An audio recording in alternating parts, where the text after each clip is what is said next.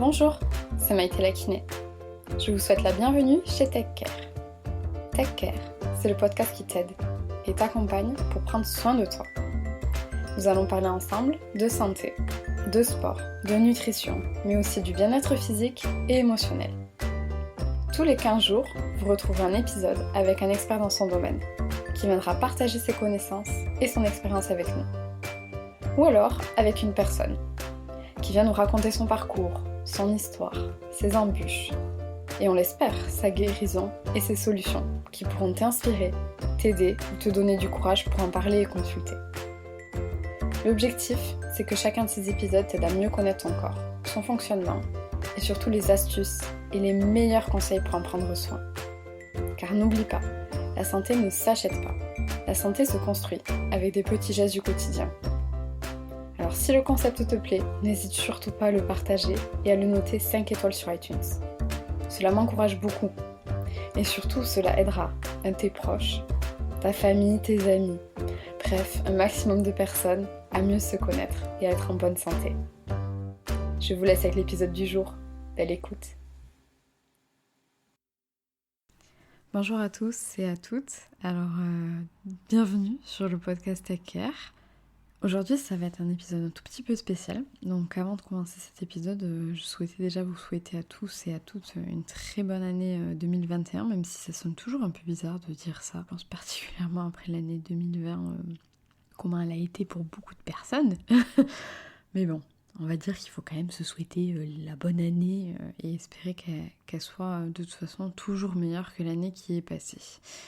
Voilà, donc aujourd'hui c'est un épisode déjà pour parler un peu de tous mes projets pour 2021 et aussi d'essayer de parler un tout petit peu de qu'est-ce qui va se passer sur ce podcast. Parce que c'est vrai que depuis quelques mois, j'ai été pas mal absente. Alors principalement sur le podcast. En fin d'année, j'avais pris déjà la décision de passer du coup à un épisode par mois. Parce qu'on va clairement se dire, en fait, en lançant ce podcast, je savais que ça serait beaucoup de boulot et beaucoup de temps. Mais je n'aurais jamais pensé que ça serait autant. Clairement, c'est énormément de temps. En fait, rien que déjà de contacter des invités. Ensuite, de fixer une date, de prévoir suffisamment de temps pour l'enregistrement, de préparer surtout l'enregistrement, parce que moi j'aime bien préparer un tout petit peu pour savoir quelles questions je vais poser, quel sujet on va aborder, etc., etc. Plus après, du coup... l'enregistrement de l'épisode, le jour J, préparer les posts du coup Instagram, préparer le teaser, et puis bien sûr monter l'épisode de podcast parce que je ne poste pas l'épisode tel quel comme il est enregistré. J'aime bien regrouper 2-3 petits trucs. Alors souvent c'est les conversations qui sont totalement brutes, mais je coupe des petits bruits, des fois des petits bruits de bouche, des petits un peu trop longs, voilà. J'aime bien revoir un peu les épisodes et donc c'est beaucoup de temps. Et clairement 2 épisodes par mois, c'était clairement impossible à gérer, surtout avec la reprise du boulot, parce que clairement c'était trop compliqué. Donc voilà, donc j'avais déjà décidé de passer un épisode par mois. Et en fait, j'avais pas réellement prévu que la fin d'année allait être aussi compliquée et avec autant de chamboulements dans ma vie. Donc finalement, bon, en décembre, vous avez quand même eu un épisode du coup sur le cycle menstruel avec Gaëlle, dont je suis méga trop fière. Parce que clairement, j'adore ce que fait Gaëlle et du coup, j'étais trop honorée de pouvoir en fait l'interviewer et surtout de pouvoir en fait retransmettre son message. Donc voilà, j'étais trop contente. Et là, clairement, pour le mois de janvier, j'avais aucun épisode en fait de disponible. Parce que j'ai plein d'enregistrements qui devaient être prévus, qui finalement j'ai dû les annuler. Et j'ai plein d'autres personnes, on devait enregistrer des épisodes et au dernier moment on a annulé et qu'il faut recaler en fait, clairement. Donc ça, c'est pas un manque d'idées, c'est clairement un manque de temps. Et on va pas se mentir aussi, je pense qu'il faut être ok de pouvoir enregistrer des épisodes et de pouvoir interviewer quelqu'un. Et clairement, cette fin d'année m'a pas permis de pouvoir être à fond dans le podcast. Pour mettre un tout petit peu le contexte sans non plus raconter ma vie, déjà la reprise du travail depuis mai a été ultra intense. Vraiment ultra intense. En sachant qu'à côté, je m'éclate à fond, autant sur le podcast que sur Instagram. Et c'est vrai qu'au boulot, il y a beaucoup de mesures forcément sanitaires qui ont été prises. Ce qui au final sur nos semaines nous prennent beaucoup de temps. Et puis aussi parler avec nos patients qui des fois ont besoin d'un peu plus d'attention qu'en temps normal, parce que malheureusement il y en a certains aussi qui ont perdu des proches, il y en a certains qui ont leurs parents qui sont en maison de retraite, enfin bref, on va dire que la situation est compliquée pour beaucoup de monde. Et du coup, humainement parlant, pour moi c'est compliqué déjà d'être à l'heure au cabinet. Je suis très souvent en retard, c'était déjà mon cas avant, mais alors là c'est encore pire. Donc voilà, donc ça a été la course, et j'avais pas du tout pris de vacances du coup de l'année. J'avais pris quelques jours par-ci par-là, par exemple j'avais pris je crois un jour après ma formation à Bruxelles avec Aurélie Baudard de Kinescence pour les rituels de soins postpartum, qui a clairement été une formation de dingue. Pour ceux qui auraient pas vu, j'ai mis sur mon Instagram normalement mon avis et puis ma retranscription de cette formation. Donc pour celles et ceux que ça pourrait intéresser, n'hésitez pas à aller voir dans les IGTV de mon Instagram, donc de Maïté la kiné. J'essaie de vous mettre le lien du coup dans la description de cet épisode de podcast. Et donc j'avais pris juste quelques jours, et puis j'avais vite repris le boulot, etc.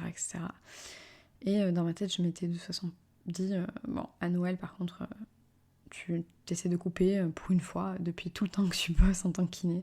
Chaque année, je me dis, à Noël, c'est bon, je prends des congés, parce que de toute façon, les patients en général, ils ont tendance à plus facilement oublier, on a la tête ailleurs, etc.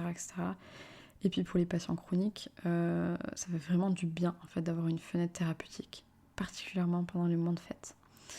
Donc souvent j'ai tendance à leur dire non, on fait une petite pause, on se voit pas pendant 2-3 semaines, ou on réduit clairement les séances. Voilà, j'essaie de m'arranger.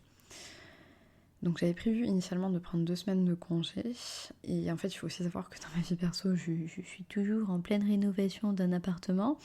J'avais décidé de faire une grande partie par nous-mêmes en fait, avec mes proches et ma famille, mais au final ça prend énormément de temps, ça aussi. Et si j'ai oublié de dire, j'avais pris quelques jours de congé du coup en août pour le décès de mon grand-père, donc de mon grand-père maternel.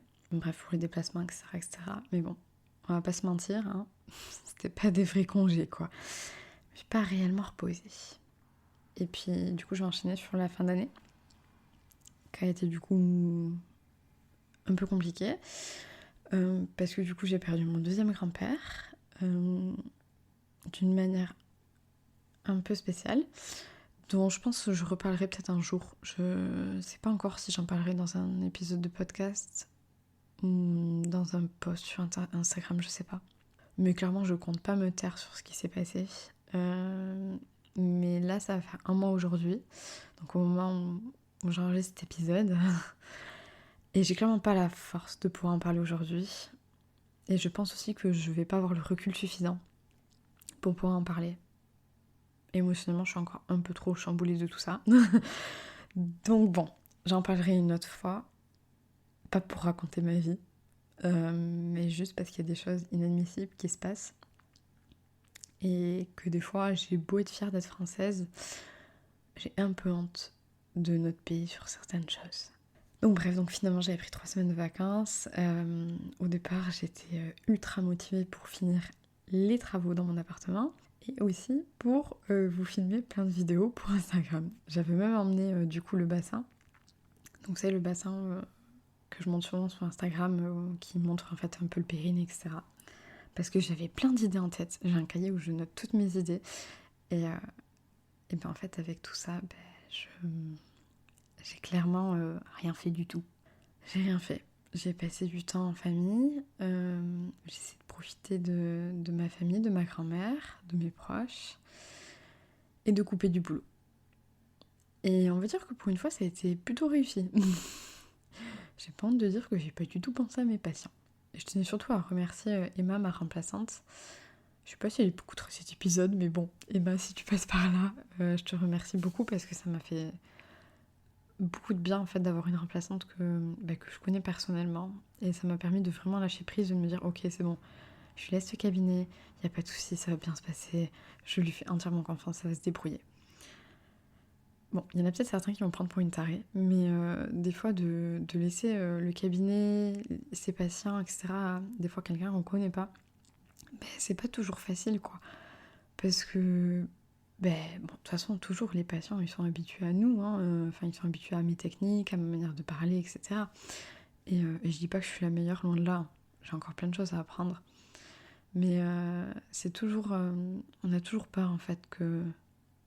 Enfin, en fait, je sais pas de quoi j'ai peur, en fait, réellement, mais pour moi, c'est pas facile de me faire remplacer. Et au contraire, des fois, ce qui m'agace aussi des fois, c'est que quand je prends une remplaçante, il y a des fois des patients qui disent «Ah ben non, c'est bon, moi je vais attendre votre retour». Et du coup, c'est un peu frustrant, quoi, parce que des fois, les remplaçants se retrouvent avec un agenda qui n'est pas celui qu'ils aient d'habitude. Et clairement, un remplaçant vient pour bosser, quoi. Il vient pas pour être là à attendre un patient ou avoir 1 heure de trou. Bref. Mais bon, moi, ce que j'aime bien toujours dire aux patients, et s'il y a des patients qui passent par là, essayez de vous dire ça, c'est que de passer dans les mains de notre thérapeute, ça peut être ultra bénéfique. Pourquoi ? Parce que la personne, elle va venir avec un œil tout frais, elle va venir avec des techniques peut-être différentes, une vision différente, et que ça vaut toujours le coup en fait de tester et d'écouter cette vision-là. Et si ça colle pas, ça colle pas.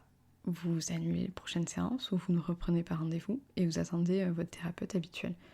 Mais ça c'est pareil, je trouve que des fois les patients ont un peu peur et sont un peu mal à l'aise de dire ah ben non, je reviendrai pas la prochaine fois ou quoi. Mais vous avez le droit, vous avez le choix de choisir votre kiné, vous avez le choix de choisir votre ostéopathe, vous avez le choix de choisir votre médecin généraliste.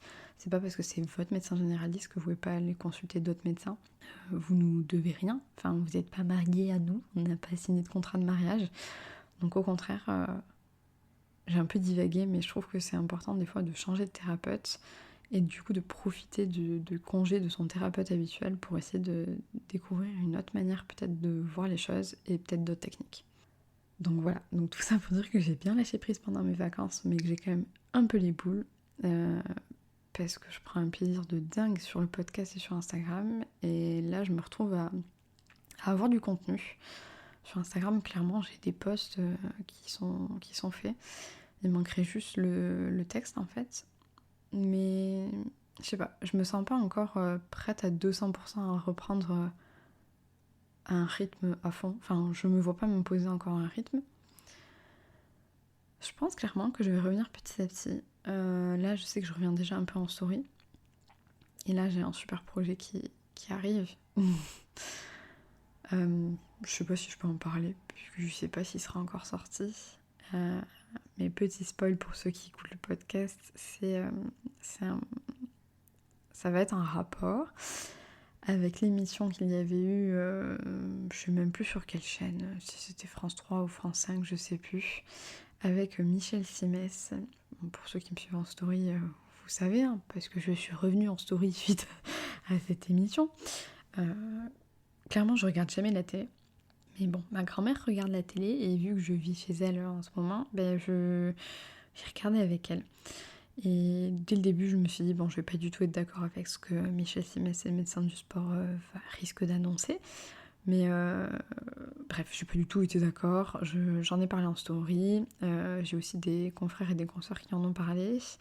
Il y a principalement Cerveau Musclé aussi qui a fait une story. Il me semble qu'il l'a mis à la une. J'essaierai de la mettre du coup, pareil, en lien dans cet épisode.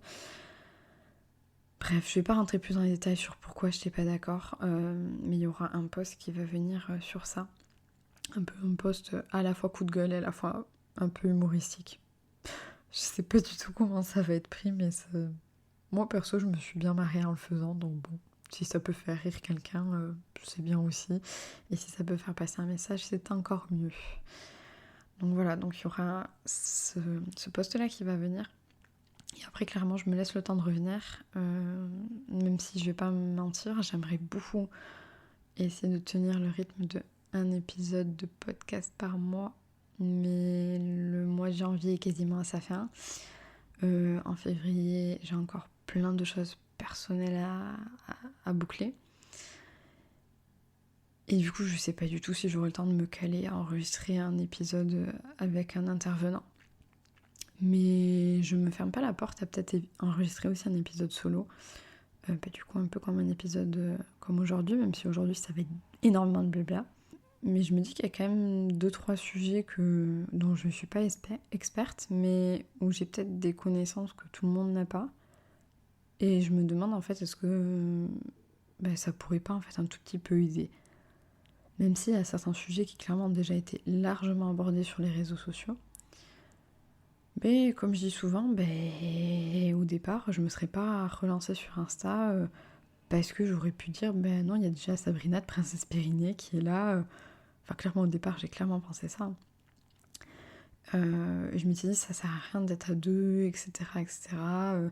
Et puis au final, en fait, on était plein de petits comptes à commencer à se lancer. Et du coup, je me suis dit, mais au final, on partage le même message. Et on aura peut-être une manière un tout petit peu différente d'expliquer les choses. Et au final, si on touche une personne de plus à plusieurs, c'est encore mieux. Mais en gros, je pense que je vais peut-être faire en février, du coup, un épisode, je sais pas encore sur quel thème, peut-être sur la nutrition, parce que j'ai fait beaucoup de formations là-dessus. Ou je vais voir, ou sur complètement autre chose. Mais je pense que clairement, s'il y aura un épisode en février, ça risque d'être un épisode solo. Et j'essaie de me dire que à partir de mai, je me donne comme deadline en fait mai, pour me dire d'avoir repris les épisodes en interview, parce que clairement, c'est ce qui me fait complètement vibrer. J'adore apprendre avec ce podcast. Et si ça peut vous aider, vous, à en apprendre encore un peu plus, c'est encore mieux. Donc voilà. Et sur Instagram, je pense que je vais pas mettre de pression, je vais prendre petit à petit, parce que ce que j'ai pas dit tout à l'heure, c'est qu'en fait j'ai plein de posts qui sont prêts. Mais moi j'aime bien être présente, j'aime bien pouvoir répondre assez vite à vos commentaires, j'aime bien pouvoir repartager si vous m'avez notifié en story. Et là clairement je suis beaucoup trop absente sur les réseaux pour pouvoir le faire de manière assez sereine, on va dire. Et puis c'est vrai aussi que j'ai aussi mon autre page Instagram qui est TechCare Code Basque, qui est du coup la page Instagram pour les rituels de soins postpartum sur la Côte Basque, que j'ai aussi lancé en fin d'année, suite à la formation avec Aurélie Baudard du coup. Et c'est quelque chose qui pareil me fait vibrer de ouf. J'ai trop kiffé donner ces soins-là. Je remercie encore les femmes qui m'ont fait confiance pour leur transmettre ce soin-là. Si elles passent par là, sachez qu'il y a tous vos petits noms écrits sur un petit cahier, pareil, parce que je suis trop contente d'avoir eu ces premières patientes. Et j'ai trop hâte de donner un prochain soin ou un prochain rituel. Il me tarde. Je sais que j'en ai 2 à fixer. Et je vais essayer de les fixer très vite, parce que pareil, c'est trop bien de pouvoir se connecter comme ça humainement et de pouvoir apporter un peu de douceur et un peu de reconnexion à son corps. Donc voilà, donc j'ai aussi ce compte Insta que pareil j'essaie d'alimenter parce que c'est vraiment quelque chose que je souhaite vraiment développer en 2021 sur la Côte Basque. Donc pour tous ceux qui ne le savent pas, qu'est-ce que c'est en fait les rituels de soins postpartum ? C'est des rituels de soins en fait où on propose plusieurs formules de soins qui peuvent durer de 1, 2 ou 3 heures. Et dedans, en fait, c'est un peu à la carte. Il peut y avoir du coup un massage un peu style ayurvédique. Il y a le soin aussi resserrage corporel inspiré du rebozo. Donc le rebozo, c'est un soin mexicain avec des sortes de petits foulards où on vient en fait resserrer certaines parties du corps. Initialement, c'est un soin qui est pratiqué à 4 mains, donc avec 2 personnes.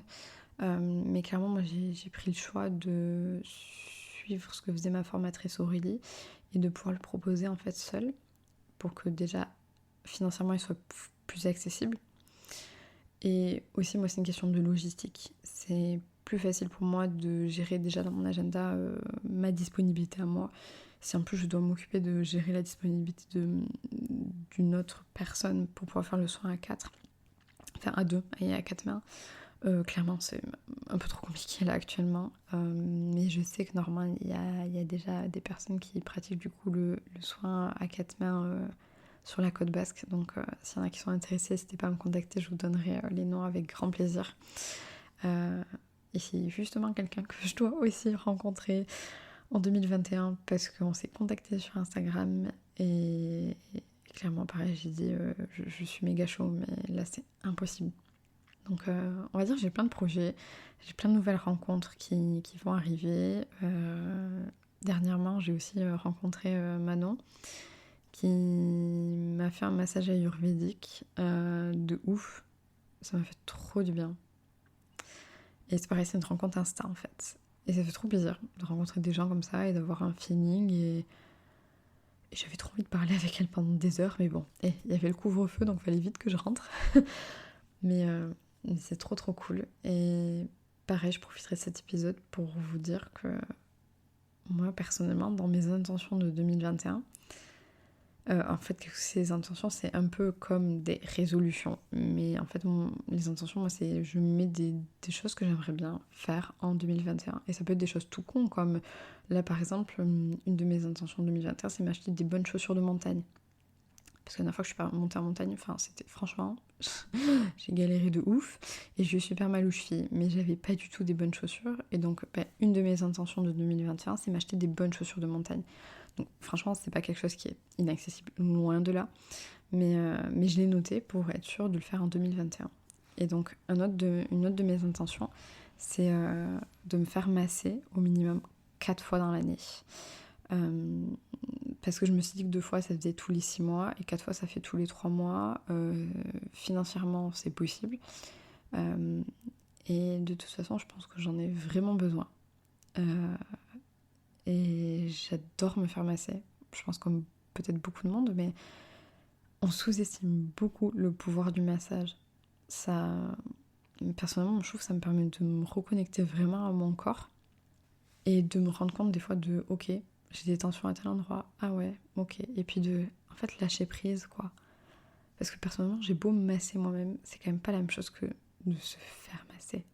Il y a un côté vachement enveloppant quoi.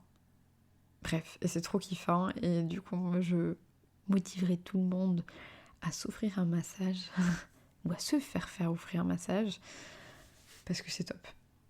Et c'est top, top, top, top, top. Et là, je me rends compte que j'ai encore énorme divagué. Je crois que cet épisode n'aura ni queue ni tête. Mais c'était pour dire que les rituels de soins postpartum, on utilise aussi l'amoxibustion, qui est une technique de la médecine chinoise pour venir réchauffer des points d'acupuncture. Enfin, en gros, c'est plein de petites formules comme ça. Et donc, je peux les donner directement du coup au cabinet ou alors directement sur la Côte Basque à domicile. Donc, faut pas hésiter à me contacter directement sur le compte TechCare Côte Basque. Donc, TechCare avec un K toujours. Et point Côte Basque. Sur Instagram, de toute façon, vous trouverez assez facilement. Mais voilà, c'est vraiment mon projet de 2021, c'est vraiment de le développer à fond et de lui donner la visibilité qu'il mérite. Et pour que les femmes en postpartum puissent avoir des soins pareils qu'elles méritent en fait. Parce que moi, je me suis clairement rendu compte que dans mon métier de kiné en rééducation périnéale, il y a des fois où je suis prise par le temps. 30 minutes, c'est trop court. J'adorerais voir mes patientes pendant 1 heure. Mais je suis limitée par le tarif de la Sécu, qui est clairement d'un tout petit peu plus de 16,13 € pour la rééducation périnéale. Je sais plus combien c'est exactement, je crois que c'est 18 et quelques. Bon, c'est quand même pas énorme, hein, on va pas se mentir. Et j'aimerais vraiment beaucoup, beaucoup pouvoir garder mes patientes 1 heure pour prendre le temps, vraiment. Mais du coup, je suis bloquée. Je me suis renseignée, savoir si je pouvais faire un dépassement d'honoraires ou pas. C'est très très compliqué, et puis c'est pas trop légal de ce que j'ai compris. Et puis moi, dans ma région, je pense que très vite la Sécu va m'appeler pour me dire que c'est pas possible. Et puis éthiquement aussi vis-à-vis des patientes, je sais pas si je serais méga à l'aise avec ça. Donc du coup, de proposer en fait des soins à côté où clairement il y aura un temps d'écoute et il y aura vraiment du temps pour elle et je fixe le temps que je veux au tarif que je veux. Franchement c'est top. Parce que du coup j'ai cette solution-là à proposer aux patientes et à leur dire si vous avez eu du mal à digérer un accouchement traumatisant, tout bêtement, la venue d'un nouveau bébé ou votre nouveau corps, entre guillemets, il y a les séances de rééducation, mais il y a aussi ça. Et sur ça, je suis trop contente de pouvoir le proposer. Je me sens vraiment alignée quoi, avec tout ça. Et je rigole un peu parce que quand je dis le terme aligné, je me sens complètement barge de dire ce terme.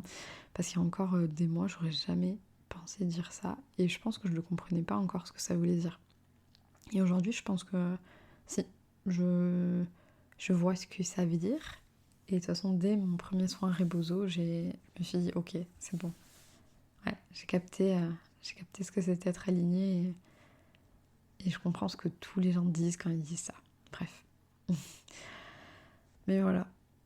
C'est à la fois beau et à la fois chiant parce qu'avec la situation sanitaire actuelle, clairement, je pense que je suis pas la seule à être un peu paumée.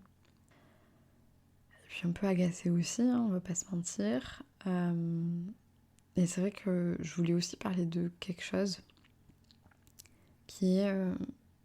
personnellement, je suis professionnelle de santé, c'est une chose. Mais je suis aussi un être vivant. Et en fait, la personne humaine en moi, ben, elle est ultra triste de voir ce qui se passe. Je trouve que pendant cette crise sanitaire, en fait, on a perdu en humanité et en empathie, mais encore plus que ce qu'on avait avant. Je vais m'expliquer un tout petit peu. En fait, je trouve que on a beaucoup de personnes qui sont de plus en plus impatientes, de plus en plus agressives, et que de plus en plus individualistes aussi, clairement. C'est un peu moi-je. Et quand je pense qu'au premier confinement, ben, à 20h, il y avait des gens qui applaudissaient les soignants. Et que là, aujourd'hui, on a l'impression que on n'a clairement rien à cirer. Ouais, ça me fait mal au cœur, en fait. Ça me fait mal au cœur. Et pareil, quand on voit ce qui se passe en EHPAD, donc en maison de retraite,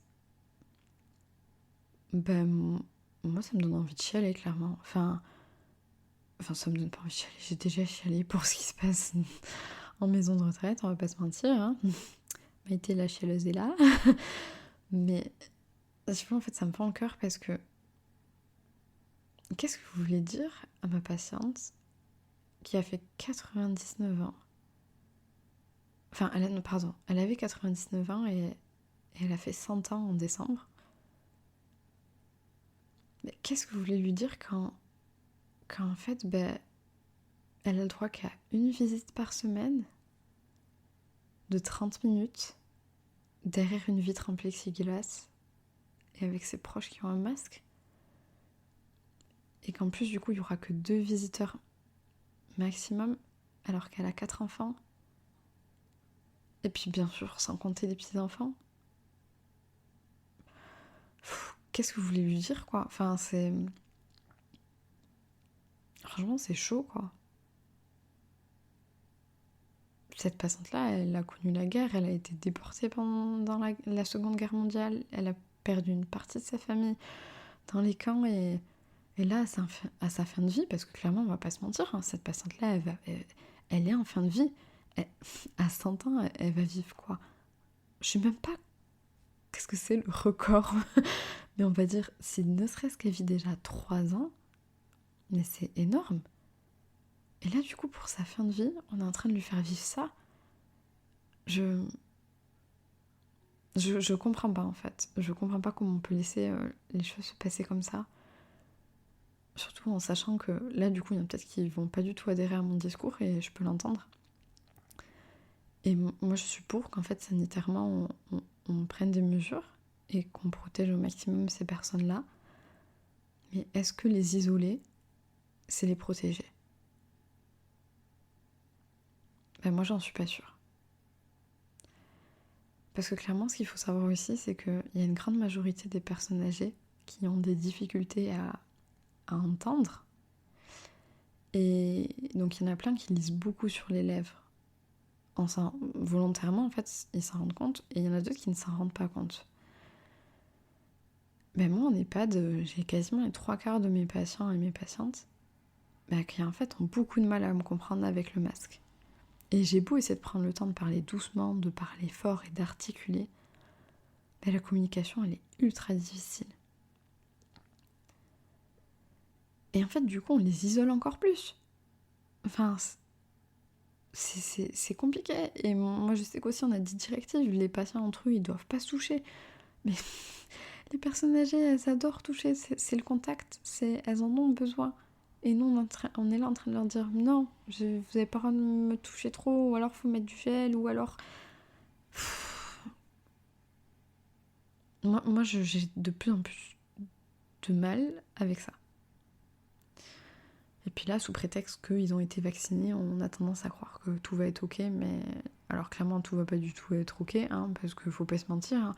Ils ont eu à peine la première injection, et de toute façon, il faudra qu'ils aient minimum la deuxième, et il faudra aussi que leurs proches se fassent vacciner pour qu'on enlève en fait, ne serait-ce que les visites de 30 minutes derrière une vitre en plexiglas, hein, parce qu'à mon avis, le masque il va rester pendant un petit moment, malheureusement.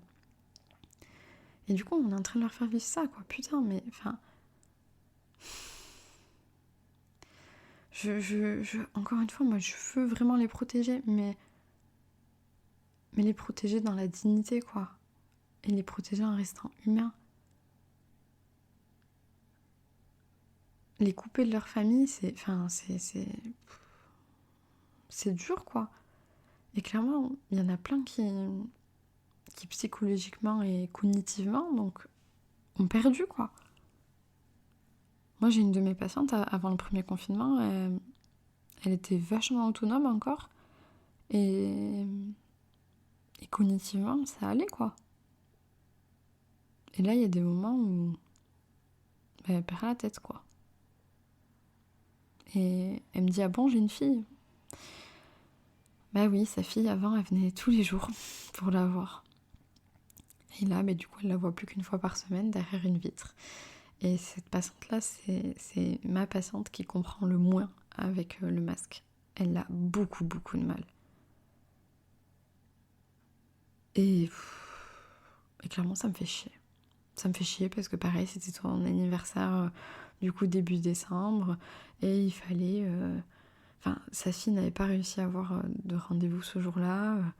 Et sa fille est venue emmener des chocolats, mais il fallait qu'elle dépose les chocolats dans le sas.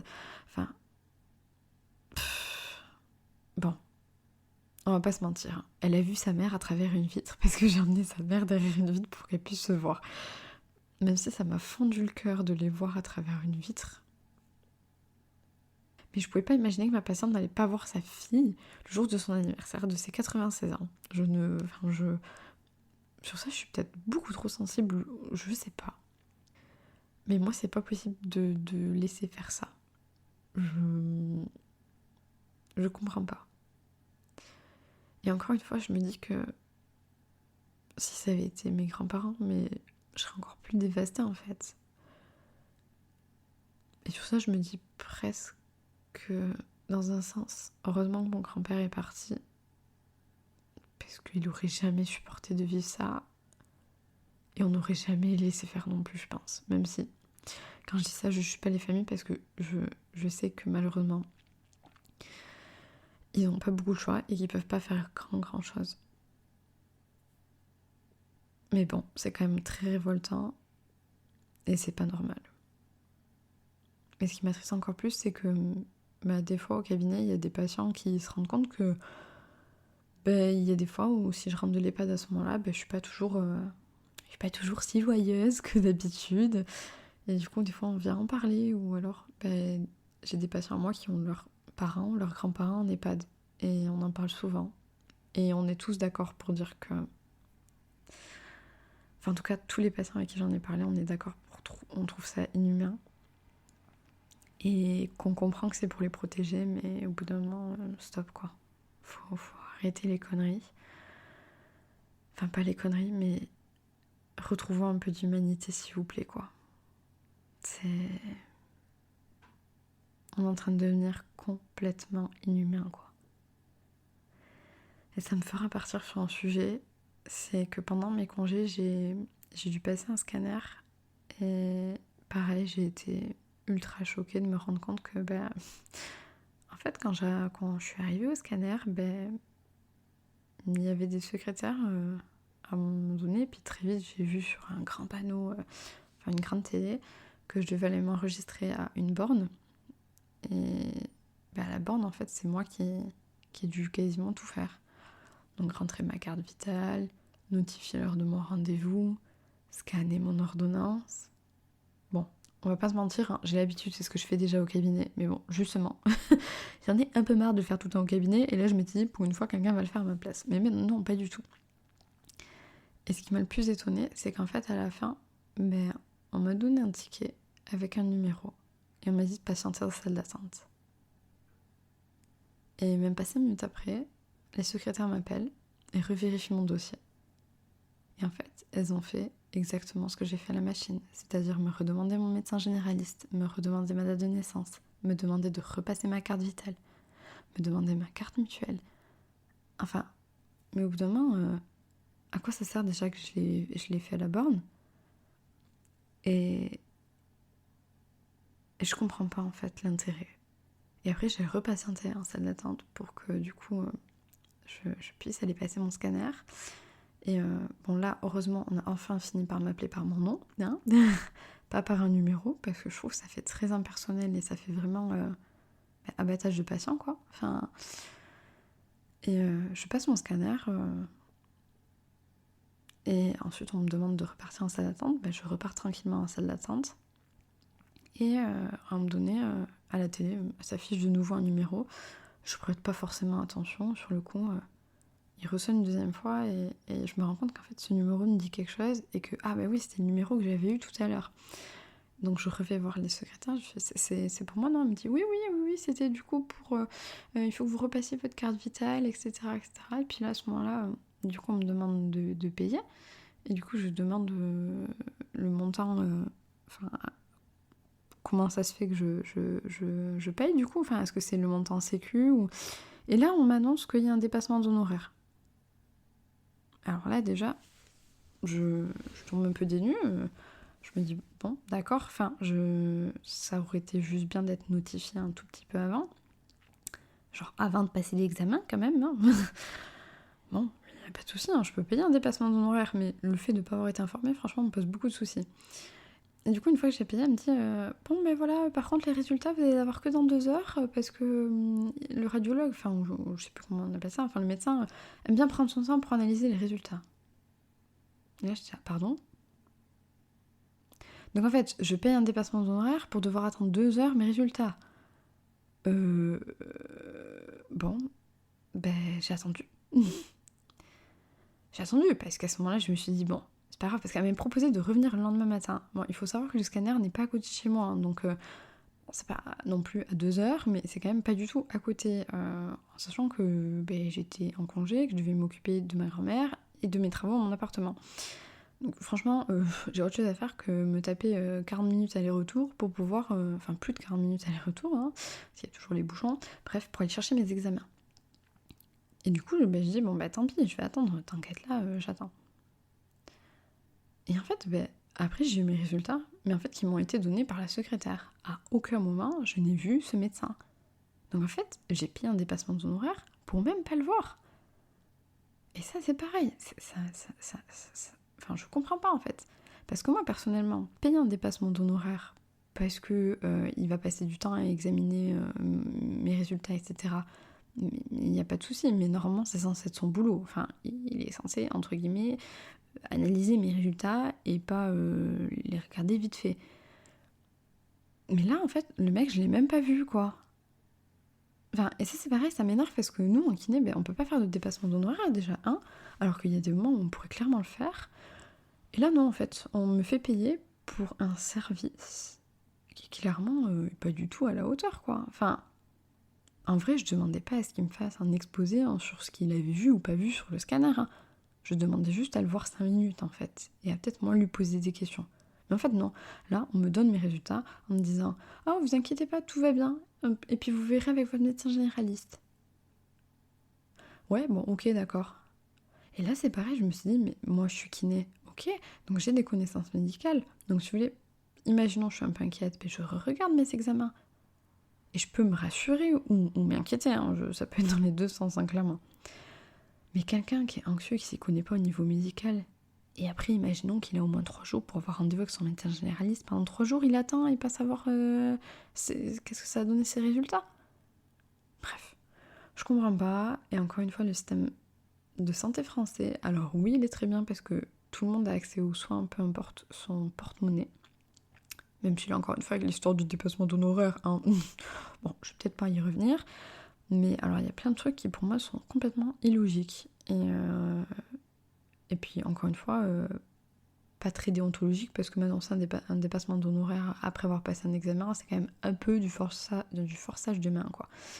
Mais bon, bref. Je vais m'arrêter là, sinon je sens que je vais m'énerver à nouveau. Mais on devient inhumain, quoi. Parce que aussi, ce que je n'ai pas spécifié, c'est qu'en fait, pendant que j'attendais en salle d'attente, en fait, il y a plein de personnes d'un certain âge qui sont arrivées aussi pour passer des examens et qui avaient beaucoup de mal à s'occuper, à s'enregistrer au niveau de la borne. Ben ouais, c'est pas donné à tout le monde de savoir gérer la technologie, hein. Et puis les écrans, des fois, c'est pas toujours facile de pouvoir lire dessus. Et du coup, en fait, j'ai passé une bonne vingtaine de minutes à aider 4 papis pour les aider à s'enregistrer à la borne. Alors presque le dépassement d'honoraires, ils auraient pu me l'offrir, hein, parce que vu le temps que j'ai passé à faire leur job, ils auraient pu m'offrir le dépassement d'honoraires. Non, j'en rigole, mais ça me fait pas rire, parce que je me dis, mais punaise, on nous parle de chômage, et là au final, parce que là, clairement, qu'est-ce qui va se passer, hein, c'est que sur le moyen long terme, les secrétaires que moi j'ai vus, elles vont plus être là. C'est presque votre dossier, il va sortir d'une machine comme si vous avez commandé une pizza, quoi. Je comprends pas, et j'avoue que je suis aussi révoltée parce que en fait, je sais pas quoi faire pour que ça change. Moi, j'ai un caractère à ne pas me laisser abattre. Je n'arrive pas à croire que les choses ne peuvent pas être changées. Mais là, je sais pas quoi faire, à part râler, et à part du coup vous le dire dans ce podcast. Du coup, je compte un peu sur vous en me disant que s'il y a quelqu'un qui a une idée ou qui a une solution, je suis preneuse. Et pareil pour les EHPAD, si quelqu'un a des pistes, je suis preneuse. Et ça me fait penser que ce matin, quand je suis allée à l'EHPAD voir mes patientes, clairement j'ai essuyé 2 larmes de mes patientes. Parce que suite aux nouvelles recommandations, pour manger, ils sont espacés, pour manger et même pendant toute la journée, ils sont espacés de 2 mètres. Et donc à table, en fait, ils sont de plus en plus loin les uns des autres. Et donc moi, j'ai 2 de mes patientes, elles ont dû être séparées à table. Parce qu'il n'y avait pas l'espace suffisant pour les mettre à 2 mètres. Sauf qu'il faut savoir, c'est que ces 2 patientes-là, en fait, en soins de kiné, avant le confinement, j'avais réussi à les faire bosser ensemble. Et elles se sont liées d'une amitié qui est trop belle. Elles s'entendent très bien, elles se soutiennent. C'est devenu des vrais amis, en fait. Et là, du coup, on les éloigne. Et du coup, il y en a une, elle s'est mise à pleurer en me demandant est-ce qu'elle avait fait quelque chose de mal pour qu'on lui impose ça. Et encore une fois, qu'est-ce que vous voulez lui répondre, quoi? Qu'est-ce que vous voulez lui répondre à part lui dire que, non, elle y est pour rien. Et que c'est les mesures sanitaires de notre pays. Et que malheureusement, on applique. Et que peut-être qu'en effet, on ne devrait peut-être pas appliquer, humainement parlant. Mais que malheureusement, moi, je suis que la petite kiné et que je n'ai pas la main mise là-dessus, même si je suis pas d'accord avec ça. Je vais pas divaguer plus sur tout ça. C'était juste en gros un épisode blabla qui va quand même durer assez longtemps de ce que je vois. Je me rends compte que je suis capable de parler toute seule pendant un moment, c'est bien. Mais je pense que j'avais besoin de vous raconter tout ça et du coup vous expliquer aussi pourquoi j'ai été absente ces derniers temps et que clairement, ne vous inquiétez pas, je compte revenir à fond les ballons. Et si, dernière chose, j'ai vu aussi que du coup là j'ai posté une story aujourd'hui pour teaser un tout petit peu le post qui allait venir du coup par rapport au mal de dos et l'émission de Michel Simès, comme je vous ai dit. Et j'ai mis une photo, c'est vrai qu'il portait un tout petit peu à confusion, où on me voit faire une posture de yoga, et du coup j'ai dit nouveau projet, d'après vous c'est quoi? Et vous avez été plein à me parler de yoga et de vidéos de yoga. Et du coup je voulais savoir, est-ce que c'était quelque chose qui pourrait vous intéresser parce que je sais pas si je le ferais, parce que je sais pas si je me sens légitime pour le faire, même si ça fait un petit moment que je fais du yoga maintenant et que j'ai déjà fait des formations en yoga, mais Le but aussi d'Instagram et de ce podcast, c'est de pouvoir vous aider. Donc si vous êtes intéressé, n'hésitez pas à venir me le dire directement sur le compte du podcast ou directement sur mon compte à moi et à en parler et à me dire ce dont vous avez besoin en fait. Voilà.